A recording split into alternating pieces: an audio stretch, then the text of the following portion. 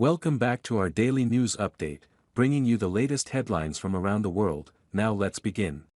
On this day in history, June 30, 1936, Gone with the Wind, is published.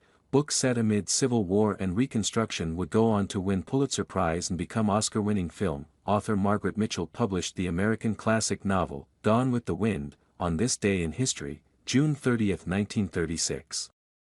The 1,000-page novel, set in Georgia during the Civil War and in the Reconstruction era, told the tale of Scarlett O'Hara, a Southern belle from a wealthy family who lost nearly everything during the war. The book was a smashing success. It was the best-selling fiction book in the United States in both 1936 and 1937.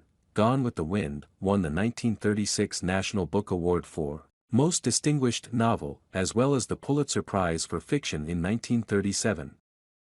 Multiple sources note. Mitchell, who was born and raised in Atlanta, died a tragic death in 1949 at the age of 48. She was hit by a taxi while crossing the street.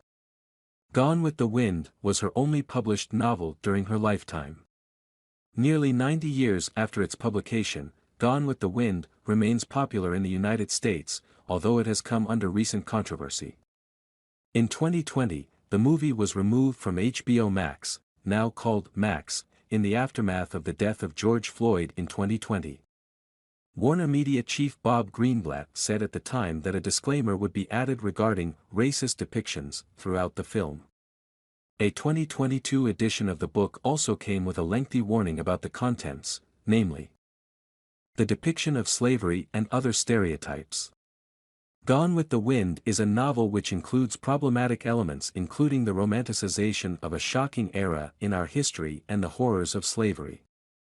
The novel includes the representation of unacceptable practices, racist and stereotypical depictions and troubling themes, characterization, language and imagery, publisher Pan Macmillan wrote. The text of the novel, however, remains true to the original in every way and is reflective of the language and period in which it was originally written, said the publisher. In May 2014, the polling firm Harris found that while the Bible was America's favorite book, the number 2 choice was Gone with the Wind, followed by the much more recent Harry Potter series.